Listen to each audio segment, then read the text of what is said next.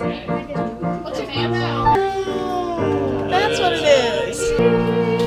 Hello.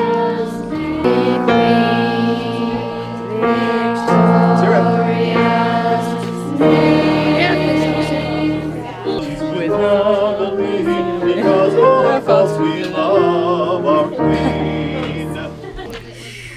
Because with all our faults Stuart.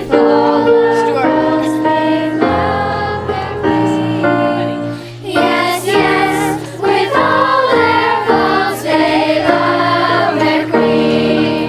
Yes, yes, with all their faults they love their queen.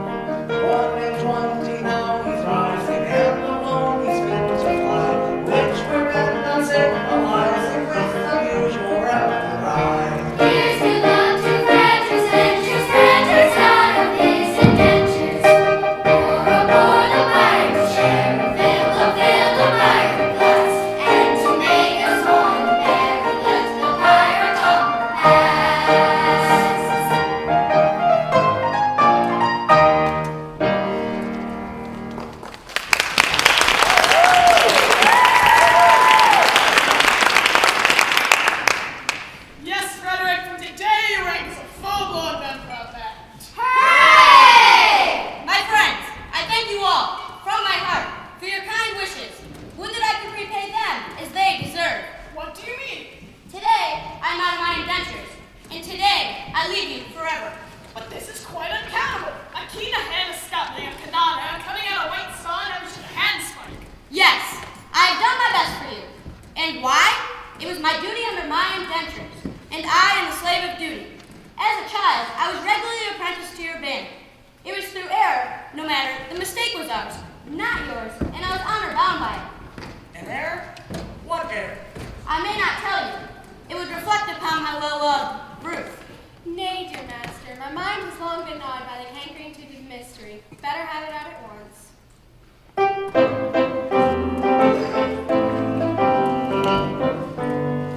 When Frederick was a little lad, he grew so brave and daring. His father thought he'd apprentice him to some career seafaring. I was, alas, his nursery maid, and so it fell to my lot to take and climb his promising boy apprentice to a pilot.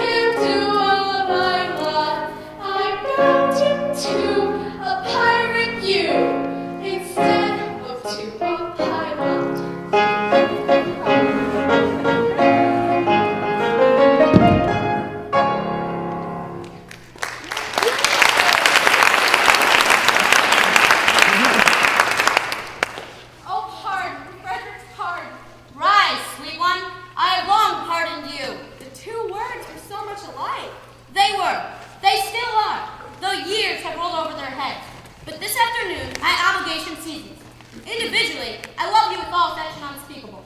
But collectively, I look upon you with a disgust that amounts to absolute detestation. Hey! Oh, pity me, my beloved friends, for such is my sense of duty that, once out of my indentures, I shall feel myself bound to devote myself, heart, and soul to their extermination. Poor lad, poor lad. Well, Frederick, if you conscientiously feel that it is your duty to destroy us, we cannot blame you for acting on that conviction. Always act in accordance with what your mind dictates you and avoid chance the consequences. Hear, hear. Besides, we can offer you but little temptation to remain with us. We don't seem to make piracy pay. I'm sure I don't know why, but we don't. I know why, but alas, I mustn't tell you, it wouldn't be right. Why not, my boy? It's only half past. Duck! 11! And you're one of us until the clock strikes 12. And until then, you are bound to protect our interests. There's my difficulty.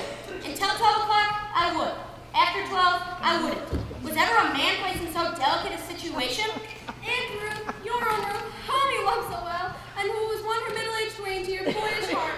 What has become of her? Oh, he would take you with him.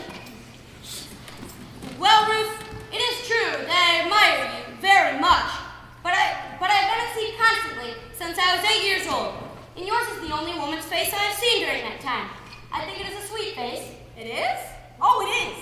I think it is. That is my impression, as I have never had an opportunity of comparing you with other women. It may just be possible that I am mistaken. Oh, Ruth is very... well... well, she's very well indeed. Yes, there are the remains of a fine woman about Ruth. Do you really think so? I do. Then I will not be so selfish as to take her from you. In consideration to you, in justice to her, I will leave her behind. No,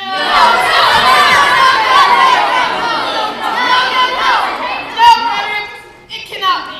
We are rough men.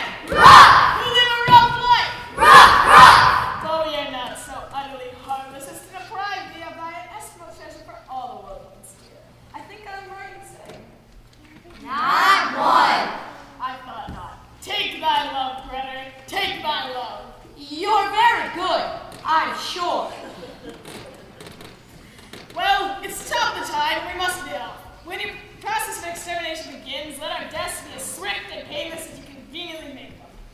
I will. By the love I have for you, I swear it.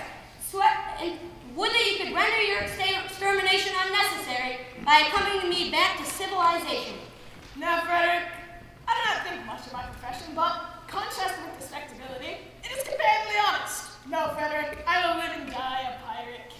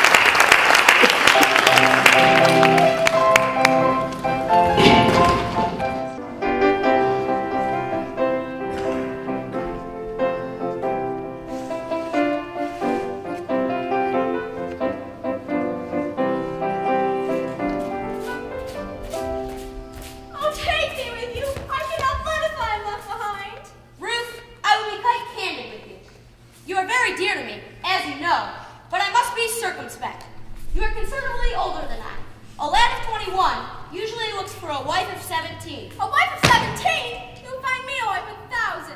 No, but I shall find you a wife of 47, and that is quite enough. Ruth, tell me candidly, and without reserve, compared with other women, how are you? I will answer you truthfully, master. I have a slight cold. Achoo! But otherwise, I am quite well. I am sorry for your cold, but I was referring to your personal appearance. Compared with other women, are you beautiful? I have been told so, dear master. Ah, what, lately? Oh no, years and years ago. What do you think of yourself? It is a delicate question to answer, but I think I am a fine woman. That is your candid opinion? Yes, I should be deceiving you if I told you otherwise. Thank you, Ruth. I believe you, for I am sure you would not practice on my inexperience. I wish to do the right thing, and if, I say if, you really are a fine woman, your age shall be no obstacle to our union. Hark! Surely I hear voices. Who has ventured to approach our all but inaccessible lair? Could it be the Coast Guard? No, it does not sound like the Coast Guard. Confusion. It is the voices of young girls. If he should see them, and I am lost. By all that's marvelous. A bevy of beautiful young maidens. Lost, lost, lost. How lovely, how surprisingly lovely is the plainest of them. What grace, what delicacy, what refinement. And Ruth told me she was beautiful. Oh, false one, you have deceived me. I have deceived you? Yes, deceived me. You told me you were fair as gold, and master, am I not so? And now I see you're plain and bold. I'm sure I'm not a judge, upon my innocence you blame. I'm not the one to plot so. Your face is white, your hair is gray. It gradually got so. Faithless woman to deceive me, I who trusted so. Master, master, do not leave me here ere you go. Faithless woman, master, master. Faithless woman, master, master. Faithless woman to deceive me, I trusted so. Faithless woman to deceive me, I trusted so.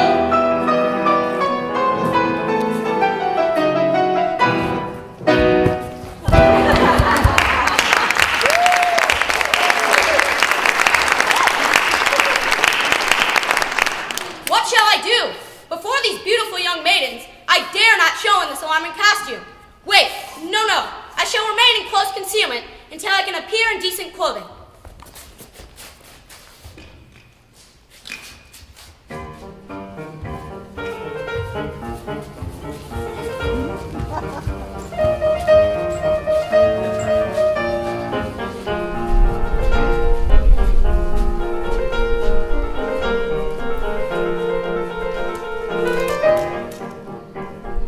Climbing over rocky mountains, skipping river, left and mountain, passing where the willows quiver, passing where the willows quiver by the ever-rolling river, swollen with the summer rain, threading long and leafy mazes, dotted with unnumbered daisies, dotted with unnumbered daisies, scaling rough and rugged passes, climb a hardy little lasses, till the bright seashore they gain, scaling rough and rugged passes, climb a hardy little lasses, till the bright seashore they gain.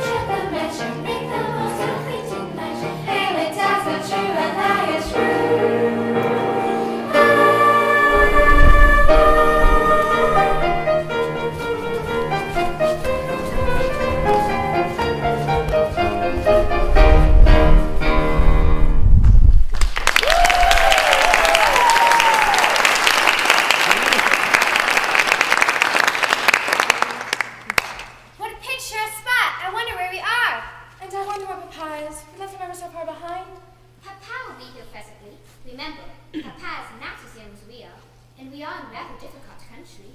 But how thoroughly delightful it is to be so entirely alone. Why, in all probability, we're the first human beings to ever set foot on this enchanting spot. Except for the mermaids. It's a very place for mermaids. For we're only human beings down to the waist. And who can't be said to strictly set foot anywhere. Tails they may, but feet they cannot. But what shall we do to Papa? Well, we are quite alone, and the seas are through the glass. Suppose we take off our shoes and stockings and paddle. Yes, the very thing! Stop, ladies, pray! Oh, man! I intended not to intrude myself upon your notice in this effective but alarming costume, but under these peculiar circumstances, it is my duty to inform you that your proceedings will not be unwitnessed. But who are you, sir? Speak. I am a pirate. A pirate! Ladies, do not shun me. This evening I renounce my vile profession. To that end, oh pure and peerless maidens, oh blushing buds of ever blooming beauty, I soar at heart, implore your kind assistance. How beautiful his tail, how rare his beauty. How beautiful his tail, how rare his beauty.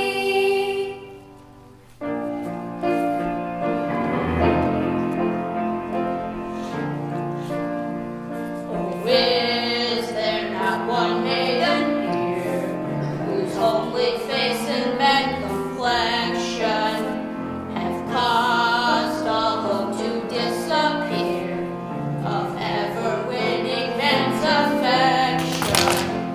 To such a one, if such there be, I swear by heaven's arch above you, if you will cast your eyes on me, however plain you be, I'll love you.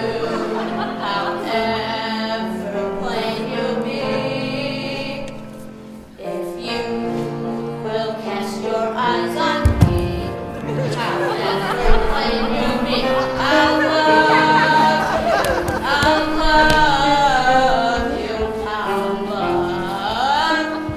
love you. Alas, there's not one maiden here whose homely face and red complexion have caused all hope to disappear of ever winning men's affection. Not one, No, not one. not one. No. It's Rainbow. Oh, sisters, that you print his name for shame. It's true that he has gone astray, but pray, is that a reason good and true? Should all be dead to paint his name? The question is, had he not been a thing of beauty, would she be swayed by quite as keen a sense of duty? For shame, for shame, for shame.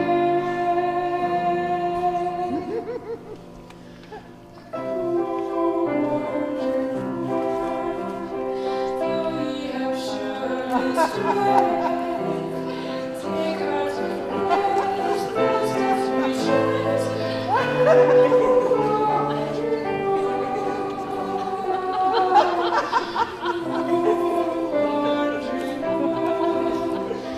If such a poor love is born, can it be found to be so good? Why take it is thine. One drink, one more. One drink,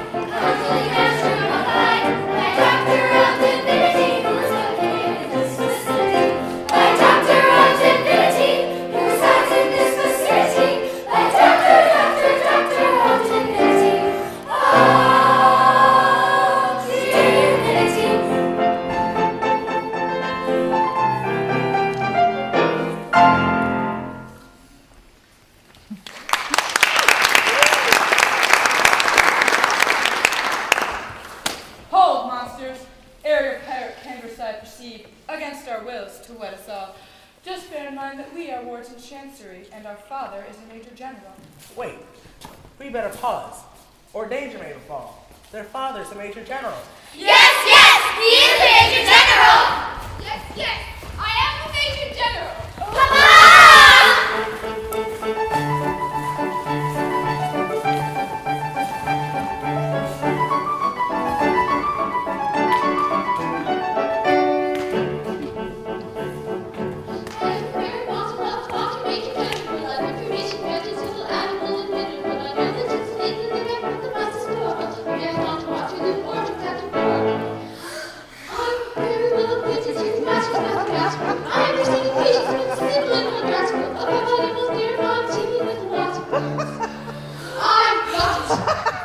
Many triple bats above the square that I got to. Many triple bats above the square that I got to. Many triple bats above the square that I got to.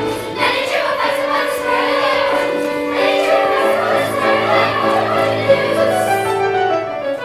I'm very good at integral and differential calculus. I know the scientific name of beings and of maculus. In short, very scientific, animal and mineral. I am the very model of a modern Major General. In short, very scientific, animal and mineral. He is the very model of a modern Major General.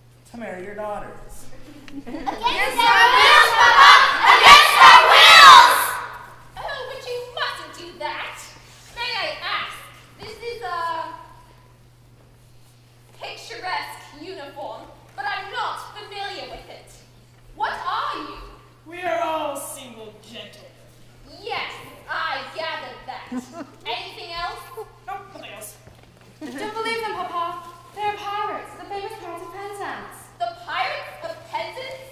I have often heard of them. Oh, except this gentleman, who was a pirate once, but who is out of his adventures today and intends to lead a blameless life evermore. But wait a bit. I object to pirates as sons-in-law. Well, we object to Major Generals and fathers-in-law. But we waive that point. We do not press it. We look over it. Oh, an idea. And do you mean to say that you would deliberately rob me of these, the sole remaining drops of my old age, and leave me to go through the remainder of my life, unfriended, unprotected, and alone? Well, yes. That's the idea.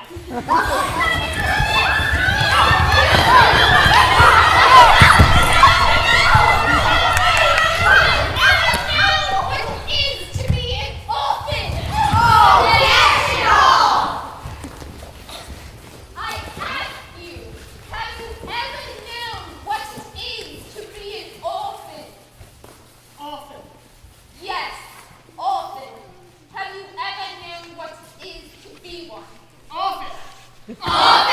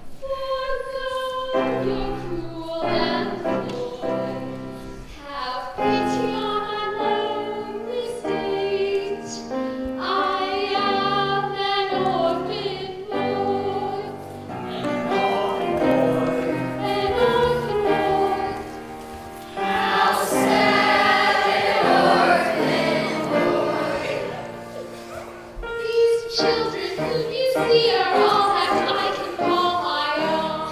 Poor fellow, take them away from me if I shall be indeed alone. Poor fellow, in pity you can really feel our soul invading joy. Look at your feet, they kneel, their hearts you cannot steal. Against the sunset tale of the lonely orphan boy. Poor fellow. Go, be on liberty, as high post protect you and honor and lives our men to elect you.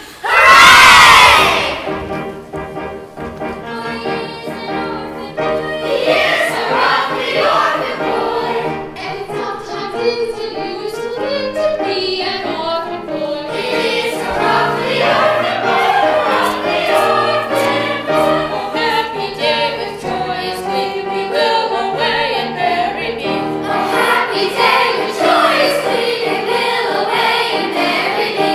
Should it befall auspiciously, our sisters all will bridesmaids be. Should we fall auspiciously, our sisters all will bridesmaids be. Oh, happy day with joyous glee, we will away and bury me.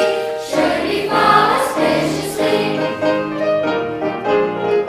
Should we fall auspiciously, our sisters all will bridesmaids be.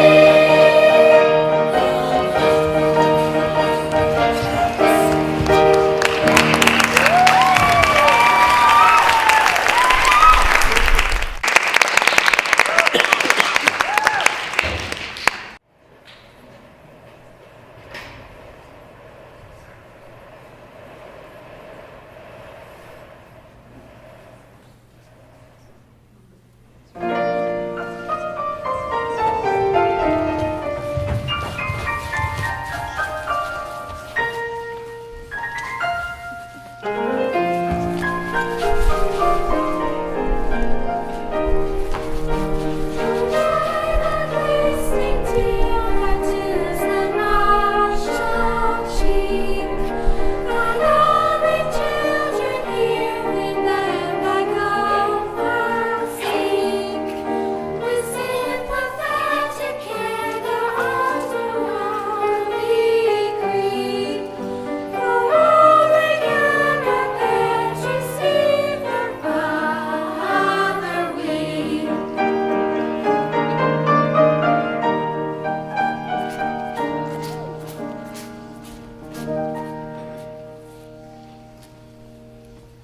Ah, Frederick, cannot you, in the calm excellence of your wisdom, reconcile it with your conscience to say something that will relieve my father's sorrow? I will try, dear Mabel. But why does he sit, night after night, in this drafty old ruin? Why do I sit here? To escape the pirates' clutches, I describe myself as an orphan, and heaven help me, I am no orphan. I came here to humble myself before the tombs of my ancestors, upon bringing disgrace on the family escutcheon. But you forgot, sir. You only bought the property a year ago, and the stucco on your baronial castle is scarcely dry. Frederick, in this chapel are ancestors. You cannot deny that. I don't know whose ancestors they were, but I know whose ancestors they are. And I shudder to think that their descendants by purchase, if I may so describe myself, would have brought disgrace upon what I have no doubt was an unstained escutcheon. Be comforted then. Had you not acted as you did, these reckless men would surely have married your large family on the spot. I thank you for your proffered solace, but it is unavailing. I assure you, Frederick, such is the anguish and remorse I feel over the abominable falsehood by which I escaped these easily deluded pirates, I would go to their simple-minded chief this very night and confess all, did I not fear that the result would be most disastrous to myself. At what time does your expedition march against these scoundrels? At 11. And before midnight, I hope to have atoned for my involuntary association with these pestilent scourges by sweeping them from the face of the earth. And then, dear Mabel, you will be mine. Are your devoted followers at hand? They are. They only wait my orders. Then, Frederick, let your escort Lionhearted be summoned to receive a general's blessing ere they depart upon their dread adventure. Dear sir, they come.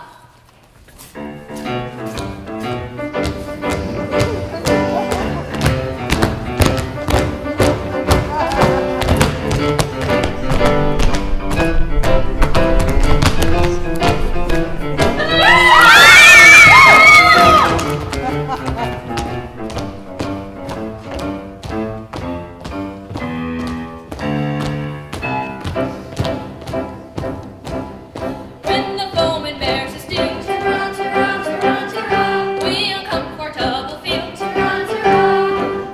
and we find the wisest thing is to slap our chests and sing for a threat when you mute, and your heart is in your boots. There is nothing brings it round like the trumpet's martial sound, like the trumpet's martial sound.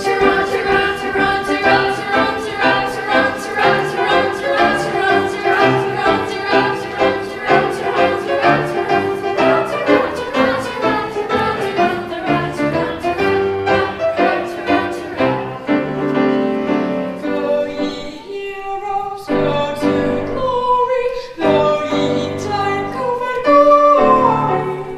Ye shall live in song and story, go to immortality. Go to death and go to slaughter, die and ever punished daughter. With the tears your grave shall water, go ye heroes, go and die. Go ye heroes, go and die. Go ye heroes, go and die. Though to us it's evident, these intentions are well meant. Such expressions don't appear calculated men to choose, who are going to meet their fate in a highly nervous state.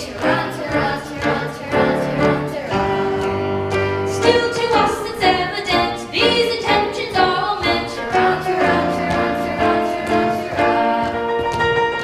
Go and do your best endeavor, and be far off if you sever.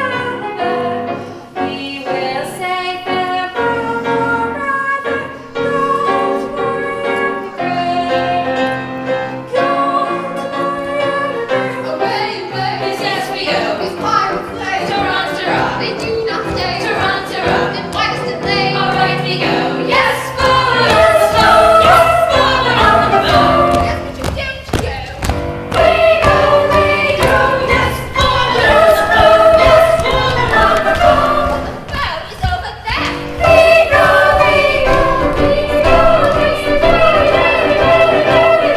yes, forward on the bow, yes, forward on the bow. Frederick is still here. We go, yes, forward on the bow, yes, forward on the bow. Surely you will all die. We go,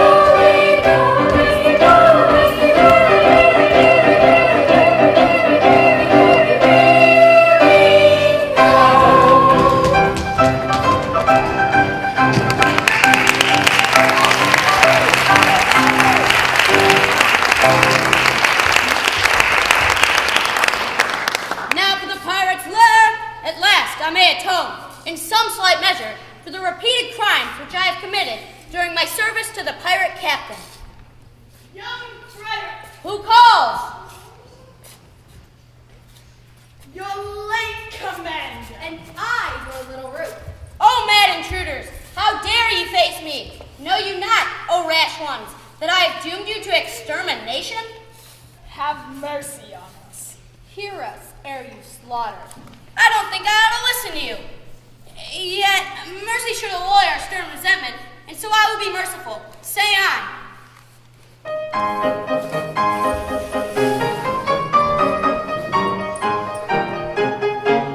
When you had left our pirate fold, we tried to raise our spirits, paint according to our customs, with quips and quibbles quaint. But all in vain the quips we heard, we lay and sobbed upon the rocks, until to somebody occurred.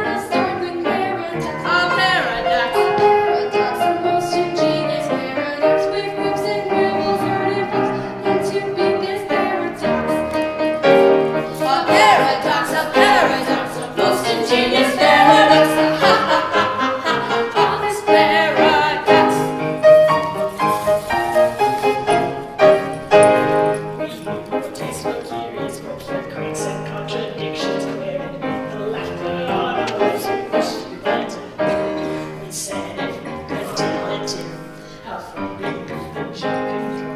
And so I was moving to tell it to a paradox, a most ingenious paradox with hopes and horrors, not lost without in this paradox.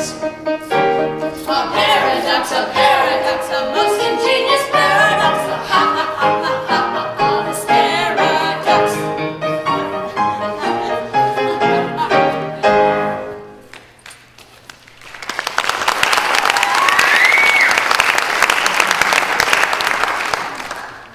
For some ridiculous reason, which I do not want to disloyal, a person of authority. Who?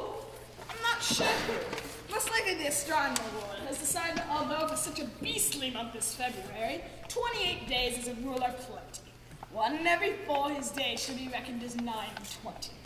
Through some singular coincidence, I shouldn't be surprised if it were owing to the agency of an ill-natured fairy, you have been the victim of this clumsy arrangement, being born on a leap year, on the 29th of February. And so, through a simple arithmetic process, you'll discover although you've lived 21 years, going by birthdays, you're only 5 and a little bit over.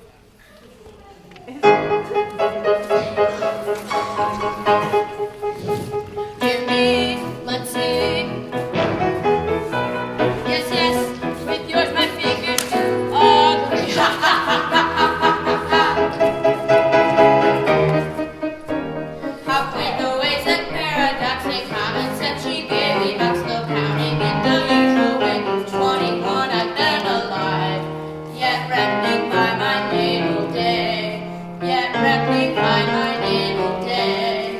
I am a little boy of 5, he is a little boy of 5. A paradox, a most ingenious paradox. Ha ha ha ha ha ha, it's paradox. Ha ha ha ha ha ha, here is paradox. Ha ha ha ha ha ha, a most ingenious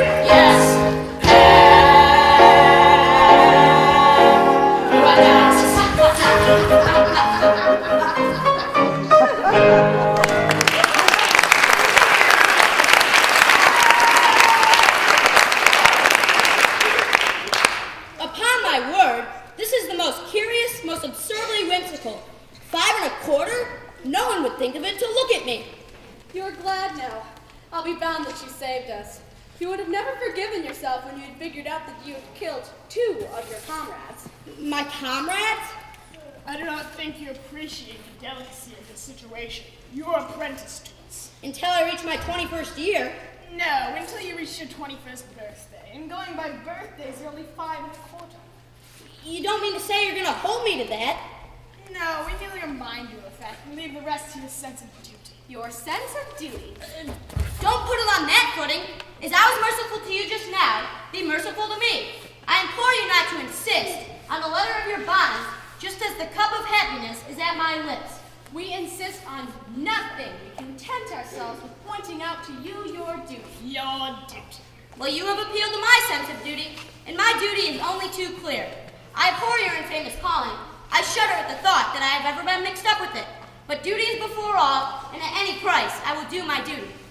Come, you're one of us once more. Lead on, I follow. But, oh, horror! What is the matter? General Stanley. Yes. The father of my Mabel. Yes, yes. He escaped from you on the plea that he was an orphan. He did? Ah, he did. It breaks my heart to betray the honored father of the girl I adore. Break it. But as your apprentice, I have no alternative. It is my duty to inform you that General Stanley is no orphan. What? More than that, he never was one. Are you to say that to save his contemptible life, General Stanley practiced on our uttermost simplicity? Our revenge shall be swift and terrible. We'll attack Tremonian Castle this very night. But stay. No, he is doomed. All is prepared, your gallant crew away. My Frederick in tears? It cannot be that Lionheart quails at the coming conflict. No, Mabel, no. A terrible disclosure has just been made. Mabel, my dearly loved one, I bound myself to serve the pirate captain until I reach my 1 and 20th birthday. But you are 21. I've just discovered that I was born on a leap year, and that birthday will not be reached by me till 1940. Oh, horrible! Catastrophe appalling! And so, farewell. No, Frederick, stay. No, Mabel, it cannot be. Duty demands that I return to my indentures, and duty is before all, so I must do my duty. In 1940, I will be of age. I'll then return, and claim you. I declare it. It seems so long. Swear that, till then, you will be true to me. Yes, I'll be strong. By all Stanley's dead and gone, I swear it.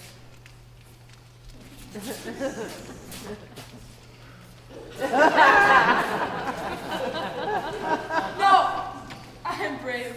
Come one and all, undaunted men in blue. A crisis now, affairs are coming too.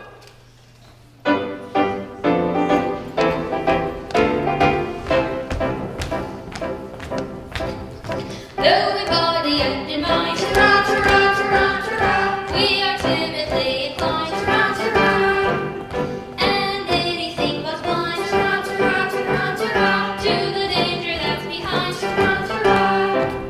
Yet when the danger's near, ta-ra, ta-ra, ta-ra, ta-ra, we manage to appear, ta-ra, ta-ra, as insensible to fear as anybody here, as anybody here.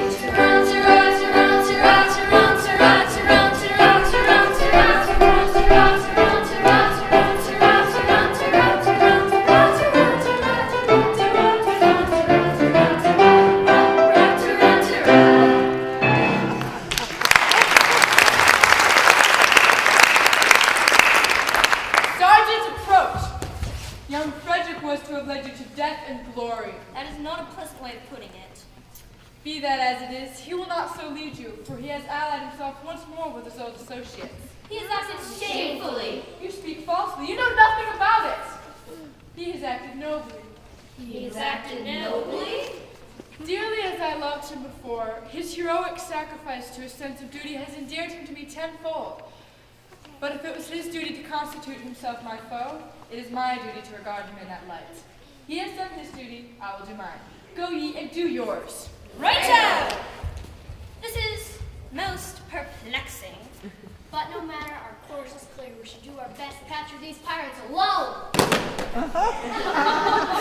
It is most distressing to us to be the agents whereby our erring fellow creatures are deprived of that liberty which is so dear to all of us. But we should have thought of that before we joined the force. We should. It is too late now.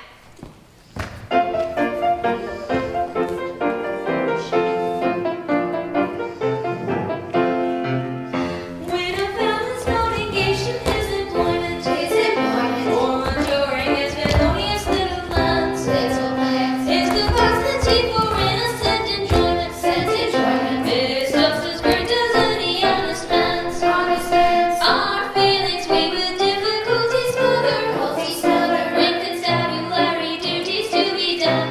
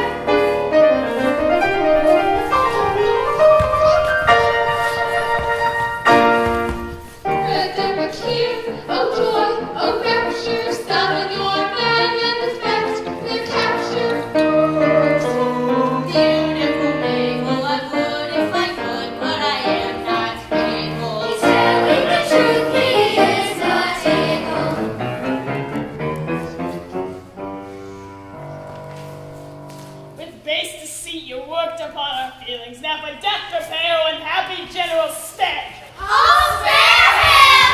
Will no one in his cause a weapon wield? I'll spare him!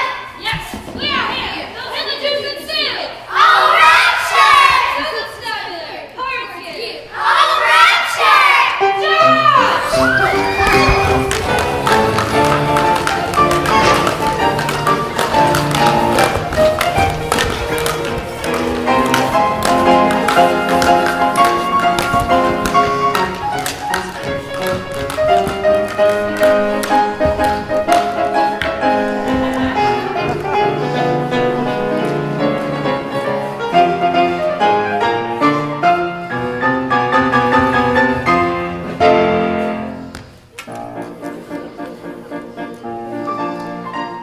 To gain a brief advantage you contrived, was your proud triumphant on people blind?